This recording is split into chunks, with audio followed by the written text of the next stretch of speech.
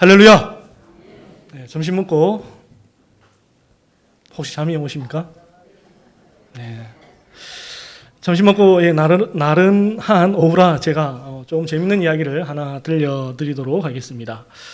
어느 한 기독교 단체에서 설문조사를 하였습니다. 설문조사의 내용이 무엇이냐면 당신은 주일날 왜 교회를 가십니까? 라는 질문이었습니다. 여러분이라면 무엇이라 답하시겠습니까? 예. 주일날 왜 당신은 교회를 가십니까? 예. 이 질문의 답의 1등이 무엇인지 아십니까? 예. 재밌는 이야기입니다. 재밌자고 하는 이야기인데 이 질문의 1등은 놀랍게도 집에 가기 위해서 예. 어쩌면 우픈 이야기를 할 수 있습니다. 예. 이스라엘의 영적 암흑기를 할 수 있는 사사기를 다루고 사사기는 이렇게 말씀을 끝을 맺고 있습니다. 사사기서 21장 25절을 보게 되면 이렇게 말씀합니다. 그때 이스라엘에 왕이 없으므로 사람이 각기 자기의 소견에 옳은 대로 행하였더라. 사사기 저자는 놀랍게도 그 시대에 이스라엘에 왕이 없었다라고 증언하고 있습니다. 여러분 정말 그 사사시대에 이스라엘에게 정말 왕이 없었을까요? 분명한 사실은 이스라엘에게는 왕이 계셨습니다. 그들을 애굽에서 건져내셨고 언약의 땅 가나안으로 인도하신 여호와 하나님이 그들의 왕이셨습니다. 그런데 놀랍게도 사사기 저자는 그 시대에 이스라엘에 왕이 없었다라고 기록하고 있습니다. 왜 그렇습니까? 이스라엘이 하나님을 왕으로 인정하지 않았기 때문입니다. 로마서의 말씀을 빌리자면 그들의 마음에 하나님을 두기를 싫어하였다라는 것입니다. 오히려 그들은 각자들의 인생의 왕이 되어서 각자의 소견에 옳은 대로 행하며 살아가기를 원하였습니다. 그 결과 그들은 점점 하나님과 멀어지게 되었고 영적 암흑기라는 비극을 맞이하게 되었습니다. 우리가 살아가고 있는 이 시대는 어떻습니까? 우리가 살아가는 이 시대도 마치 사사시대와 같다라고 말할 수 있습니다. 우리가 살아가는 이 시대가 마치 영적 암흑기 사사시대처럼 느껴집니다. 사람들은 그들 마음에 하나님 두기를 싫어합니다. 그리고 각자 소견에 옳은 대로 살아가기를 기뻐하는 것이 우리의 현실입니다. 그래서 포스트 모더니즘 사회라 말하는 이 시대에 수많은 사람들이 각자의 다양한 자신들의 생각을 존중해 달라고 이야기합니다. 오전에 목사님께서 말씀하셨던 것처럼 태어날 때 이미 하나님께서 정해주신 그 성별을 자신이 이제 선택하겠다라고 이야기합니다. 동성 간의 사랑과 결혼도 인정해 달라고 합니다. 그리고 심지어 마약조차도 개인의 기호이니 그것을 허락해 달라고 이야기합니다. 여러분, 왜 유대인들이 예수님을 박해하고 미워하였을까요? 안식일에 병자를 고쳐서 표적을 원하는데 그들에게 표적을 보여주지 않아서 성부 하나님과 자신을 동일시해서 예수님을 박해하고 미워하였을까요? 물론 그런 것도 주님을 박해하고 미워한 이유이기도 합니다. 하지만 더 본질적으로 주님을 미워하고 박해한 이유에 대해서 주님은 이렇게 말씀하십니다. 우리 요한복음 3장 19절에서 20절 말씀 함께 읽겠습니다. 시작. 그 정죄는 이것이니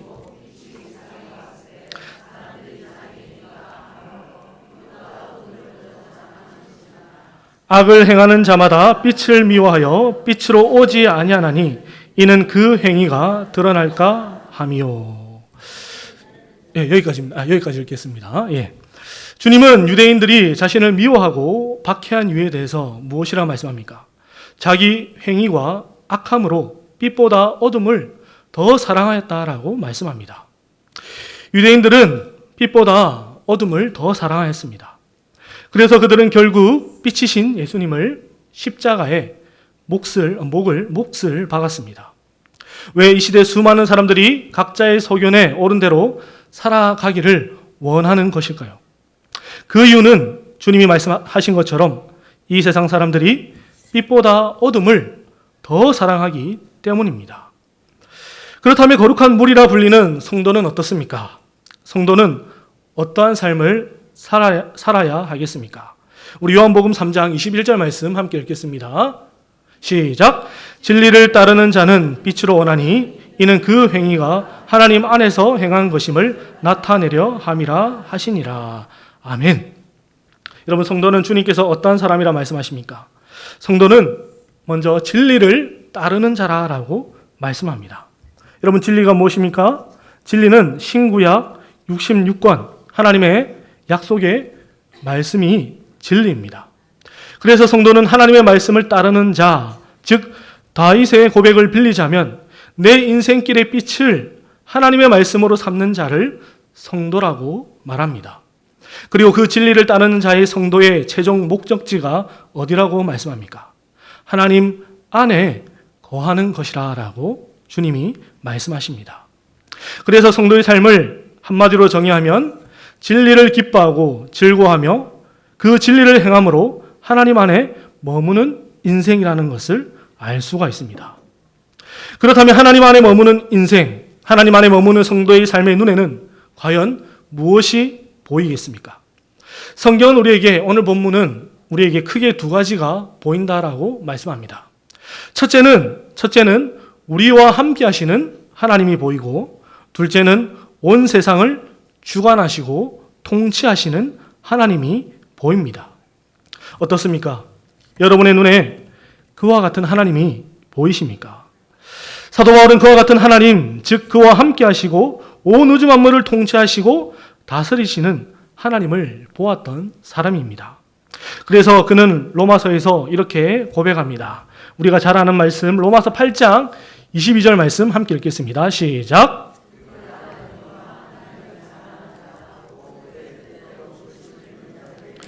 모든 것이 합력하여 선을 이루느니라. 아멘.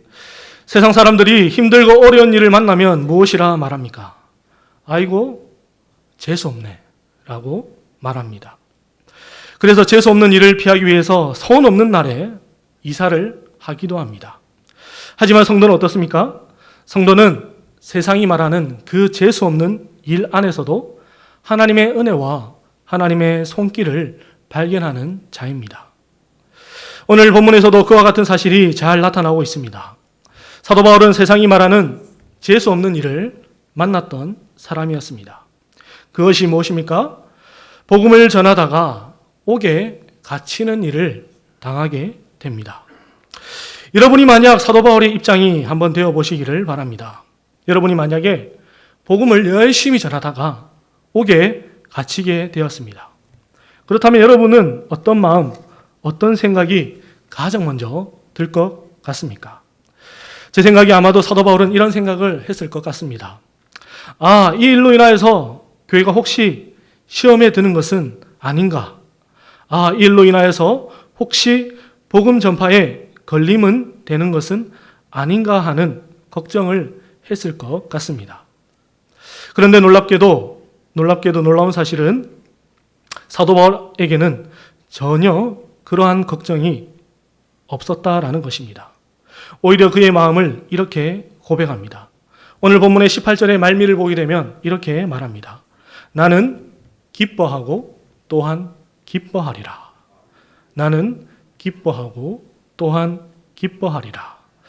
여러분, 지금 사도 바울이 어디에 있습니까? 그는 옥중에 있습니다. 그런데 놀랍게도 사도 바울은 자신의 마음은 기쁘다라고 고백하고 있습니다. 그런데 더욱 놀란 사실은 사도 바울이 그냥 기쁜 것이 아니라 기쁘고 또 기쁘다라고 말씀합니다. 여러분, 성경에서 두 번 반복하는 것은 무엇입니까? 강조를 의미합니다. 그만큼 그의 마음이 기쁘다.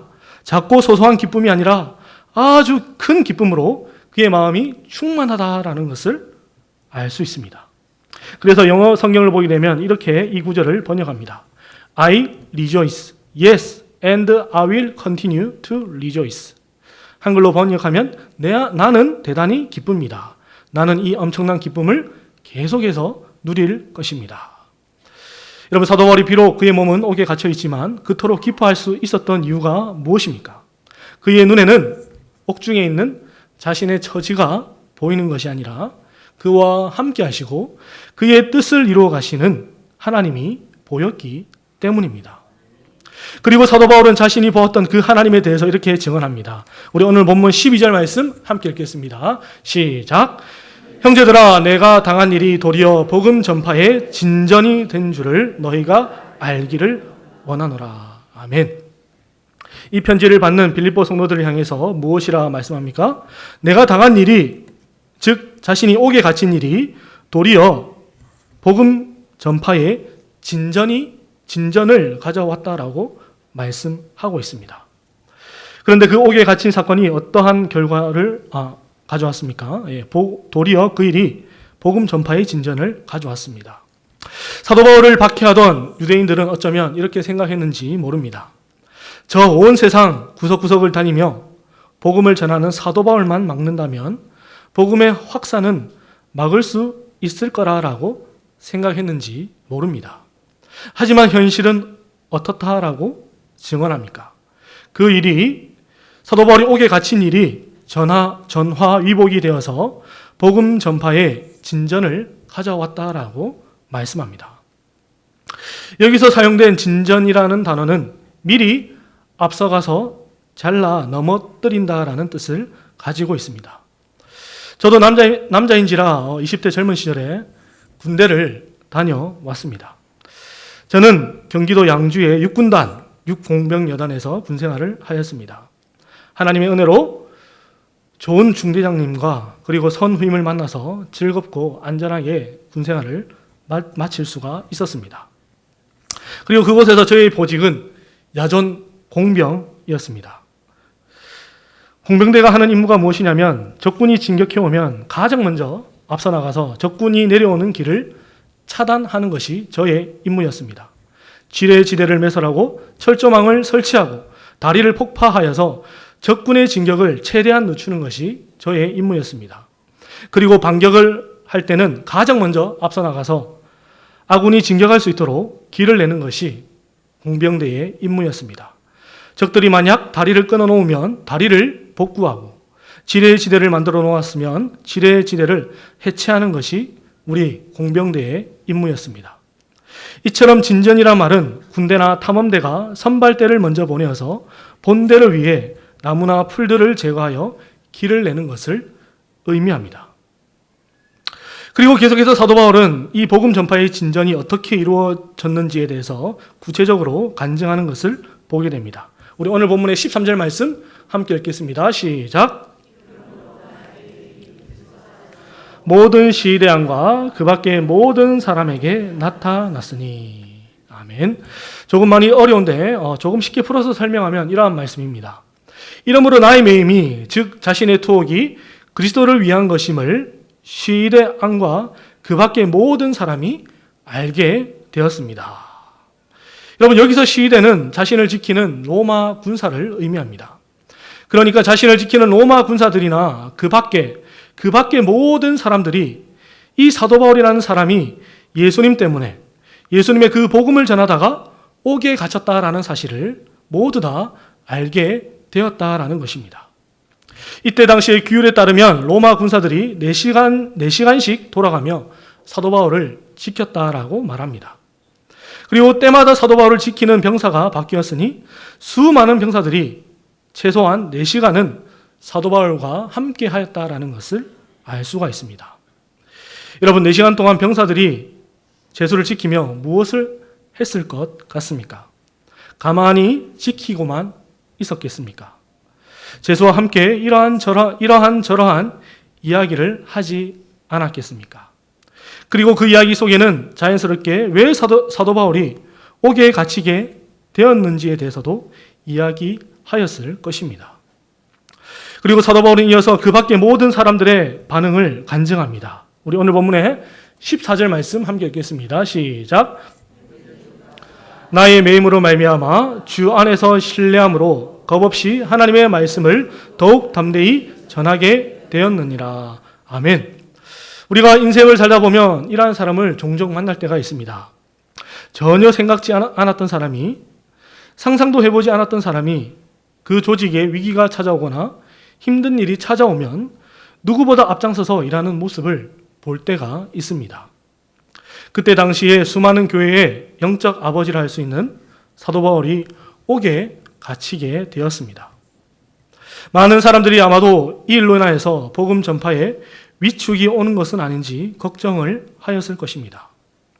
그런데 어떤 일이 일어났다라고 오늘 사도 바울이 간증합니까? 그동안 복음 때문에 혹시 박해받을까 두려워하던 수많은 성도들이 이제는 주 안에서 믿음으로 두려움 없이 복음을 담대히 전하게 되었다라고 말씀합니다. 그런데 더 놀라운 사실이 무엇인지 아십니까? 그 담대히 복음을 전하는 사람들 마음에 두 가지의 마음이 있었다라고 오늘 사도 바울이 말씀합니다. 첫 번째 마음은 사랑입니다. 우리 오늘 본문의 16절 말씀 함께 읽겠습니다. 시작. 내가 복음을 변증하기 위하여 세우심을 받은 줄 알고 사랑으로 하나. 사랑으로 복음을 전하는 사람들이 있었습니다. 그들은 사도 바울을 사랑하는 마음으로 또 주님을 사랑하는 마음으로 복음을 전하였습니다. 그 이유는 사도 바울은 복음을 변증하는 자, 즉 복음을 변화하고 전하는 자라는 사실을 알았기 때문입니다.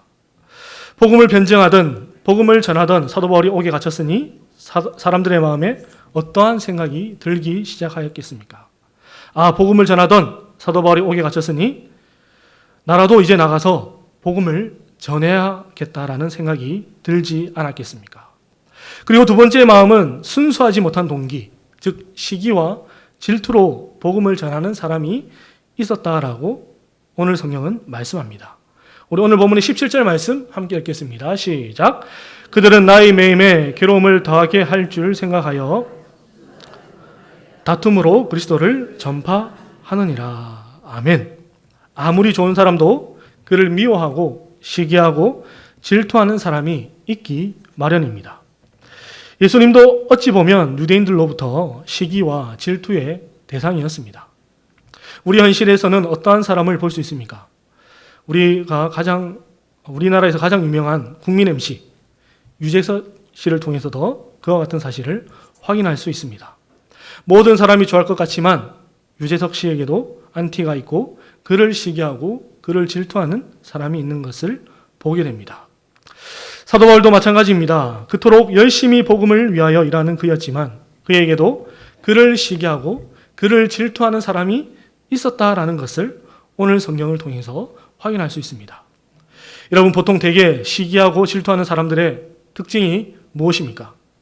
가만히 그들의 특징을 지켜보면 이러한 특징이 있습니다. 요놈 얼마나 잘 되나 한번 지켜보자 라고 가만히 지켜봅니다.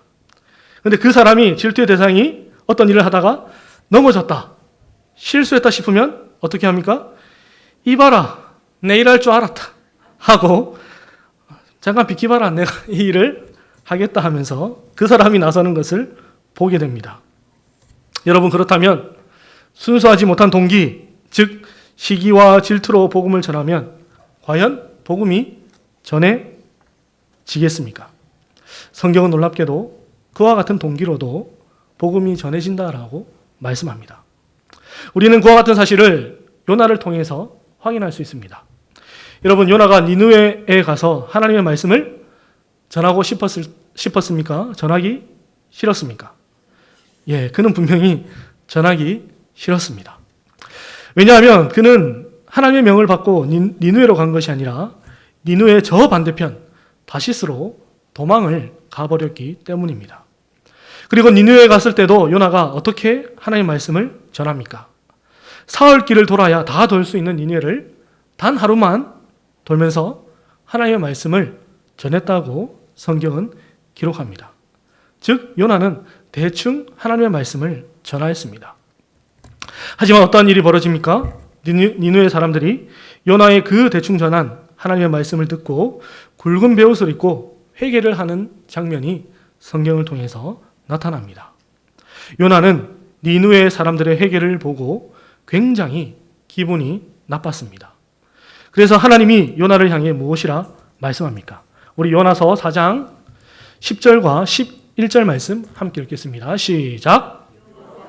이르시되 내가 수고도 아니하였고 재배도 아니하였고 하룻밤에 났다가 하룻밤에 말라버린 이 박넝쿨을 아꼈거든. 하물며 이 큰 성읍 니누에는 좌우를 분별하지 못하는 자가 12만 명이요 가축도 많이 있나니 내가 어찌 아끼지 아니하겠느냐 하시니라. 아멘. 그렇다면 사도 바울은 어땠을 것 같습니까? 오늘 본문 마지막 절 18절에 사도 바울은 그의 마음을 이렇게 고백합니다. 우리 오늘 본문 18절 마지막 절 함께 읽겠습니다. 시작. 그러면 무엇이냐? 참으로 하나 무슨 방도로 하든지 전파되는 것은 그리스도니 이로써 나는 기뻐하고 또한 기뻐하리라. 아멘. 우리는 이 고백을 통하여서 사도 바울 마음 안에는 복음이 주는 참 자유가 있었다라는 것을 발견할 수 있습니다. 거칠애로 하나 참으로 하나 무슨 방도로 하든지 전파되는 것은 그리스도니 이로써 나는 기뻐하고 또한 기뻐하리라. 아멘. 말씀을 맺겠습니다. 영화 창끝으로 유명한 미국 출신의 짐 엘리엇이라는 선교사님이 계십니다. 이분은 미국 오리건 포틀랜드 출신으로 미국의 휘튼 대학교를 졸업하였습니다. 그는 젊은 나이에 복음을 전하기 위해서 에콰도르에 있는 아우카 부족에게로 갑니다. 하지만 안타깝게도 이 짐 엘리엇 선교사님은 아우카 부족에게 복음 한마디 전하지 못하고 창에 맞아 죽음을 맞이하게 됩니다. 미국은 이 일로 인하여서 큰 충격에 빠지게 되었고 언론에서도 이 사건을 다루게 됩니다. 그리고 우리가 잘 아는 타임지라는 곳에서 이 사건을 두고 이러한 문구로 기사를 씁니다. What a unnecessary waste. 이 얼마나 불필요한 낭비인가. 세상이 보기에는 이들의 죽음이 이 기사의 제목처럼 불필요한 낭비처럼 보였습니다. 하지만 정말 그들의 죽음이 불필요한 낭비였습니까? 이후에 짐 엘리엇의 아내 엘리자베스는 다시 아우카 부족을 찾았고 그들에게 복음을 전하고 아우카 부족은 복음을 받아들이게 됩니다. 그리고 짐 엘리엇을 비롯한 4명의 선교사를 죽인 3명은 목사가 되었고 교회의 지도자가 되었다고 합니다.